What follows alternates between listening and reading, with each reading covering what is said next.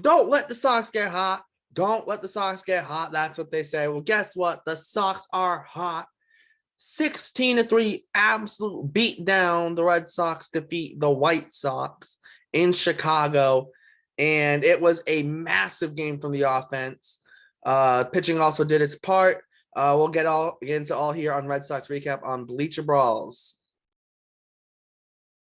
So the Boston Red Sox have taken a 16-3 win, a very big win. The Red Sox have now, if I remember correctly, they have won 10 of their last 13, 6 in a row. It's just been a very, very good streak for the Red Sox. Some big performances on the offensive side of the ball tonight, the hitting side of it. Pitching wise, obviously Nick Pivetta a good start. But realistically, there's not much to talk on the pitching side. Pivetta, decent start. Wasn't amazing, wasn't bad. He started out well, but in the 4th, 5th, 6th struggled a little bit again with Jose Abreu and Tim Anderson. But besides that, it was a good start for him. The White Sox side of things, there's not much to cover. Obviously, Abreu, 2-run homer. Tim Anderson had 2 hits. Pitching was abysmal for them. That's about it for the White Sox. Red Sox, I mean, let's just dive straight into it. Kike Hernandez, first pitch homer leading off the game. He went 2 for 6. He also added a double. Rafi Devers 2 for 5 with the homer.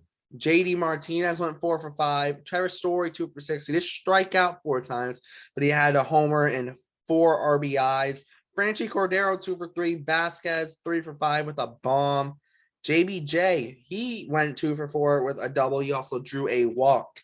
A big game from the Red Sox offense. You really couldn't have asked for much more from the Red Sox offense. They put up 16 runs.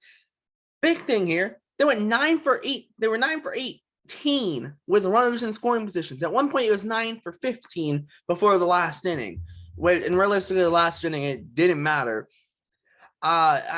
Just dominant offensively for the Red Sox. There's nothing else you can say about it. You can't say they were bad because they weren't. Everyone had a hit. The whole starting lineup had a hit. Minimum 1 hit for everyone. And most guys had 2 hits, if not more. And JD having 4, Vasquez having 3. Obviously, JD Martinez, the 4 hits were very good to see.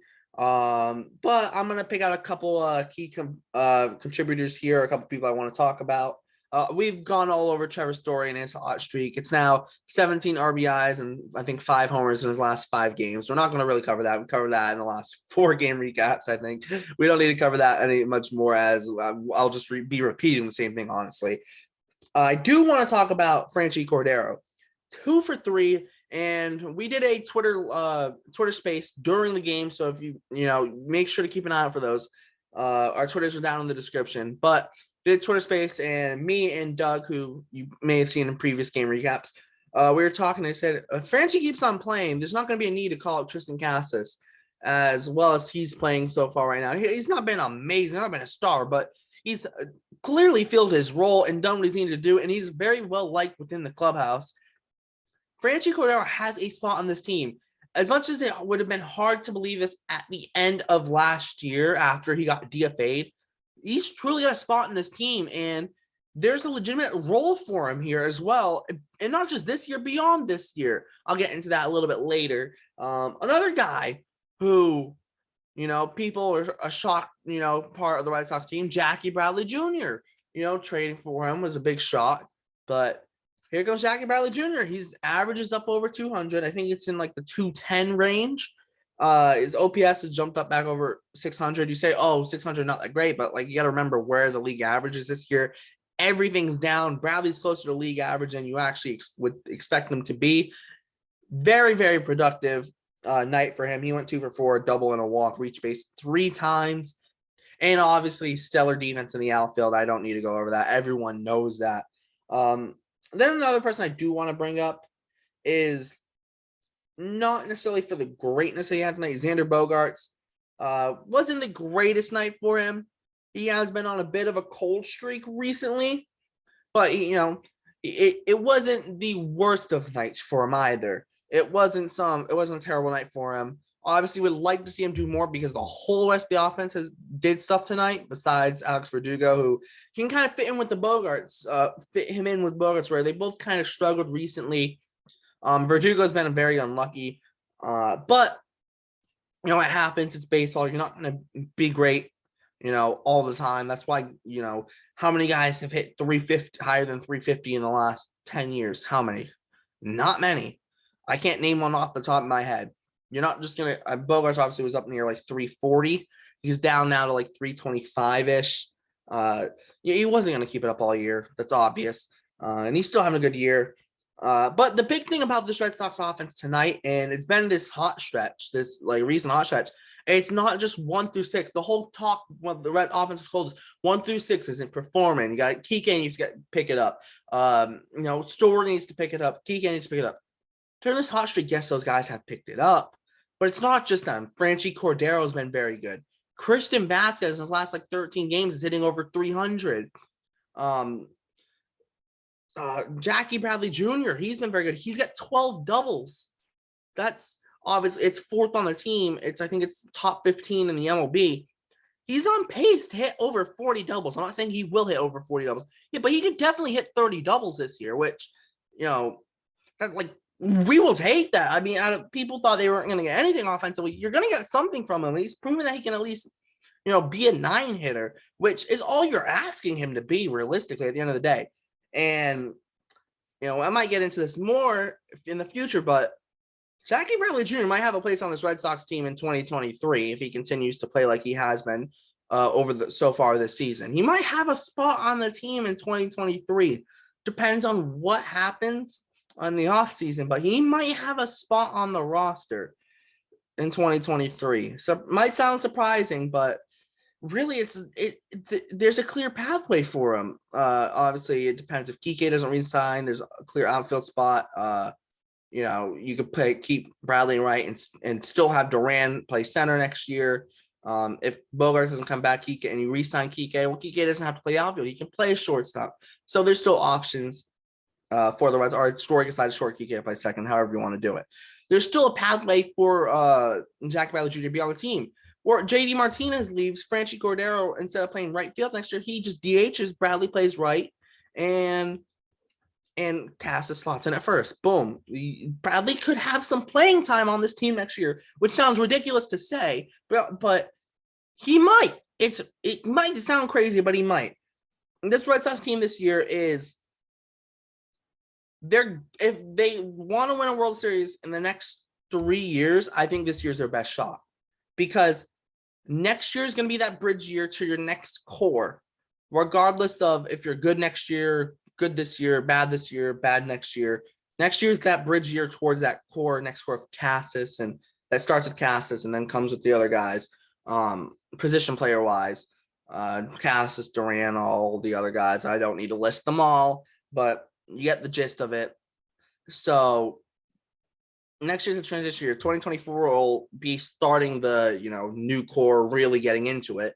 But this is the year you have part of a kind of newer core pitching wise with Pivetta, he's not like young, not prospect young, but the Red Sox only got in 2020. You have Tanner Houck, you have Whitlock, you have all these pitchers that are coming up who are in AAA now, and even a couple who are still in AA. But guys like Winkowski, Siebel, even Bayo now in AAA. We did a prospect pipeline video on him. He's in AAA now. He's got 2 10 strikeout performances, which no one in the IL has in AAA, which is huge.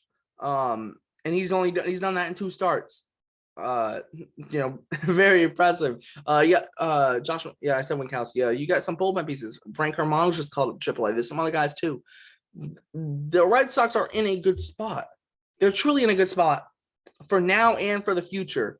And you get this. This might be your last shot with JD Martinez, with Christian Vasquez, with Xander Bogarts, with Kike Hernandez. All those guys are pending free agents. There is a free agent in 2 years. Jackie Bradley Jr. might not be on the team next year, and then even if he is on, don't buy him out. His contract expires after 2023.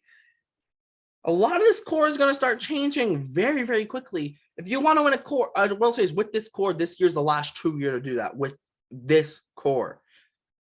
And the Red Sox have proven in this hot streak they have the pieces to do it. The pitching's been there. The offense has been there. The defense has been there. That's been a big one. The defense has been there. And the base runners, Trevor Story starting to steal some bases, which the Red Sox had nothing of last year. Francie Cordero can run a little bit. He doesn't steal a lot of bases, but having that speed on the bases is very important to have. Jackie Bradley Jr. can run a little bit.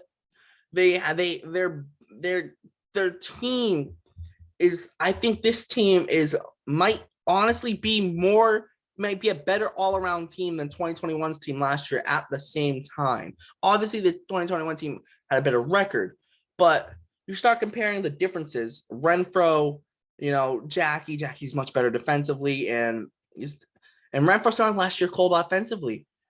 Jackie's been, good for Jackie offensively, and his defense has been ridiculous. You look at Trevor Story compared to whoever the heck's playing second base last year. I mean, you're taking Trevor Story. Even first base, Dahlbeck compared to, Francie Cordero. Give me Francie Cordero. This Red Sox team, especially lineup-wise, might be better than last year's team at the same time. It might sound crazy to say, but they might be. It's going to be a very exciting year for the Red Sox. They still have ground to make up. Don't get that wrong. They still have ground to make up, but they are only 2 games under 500 now. They're 20-22. They're closing in on the Blue Jays. They could easily pass the White Sox. If they win tomorrow night, they will pass tonight. If you're watching this, if they win, they will pass the White Sox. And then they got a 5-game series of Baltimore and a 2-game series with Cincinnati. They could easily win 5 out of 7, 6 out of 7.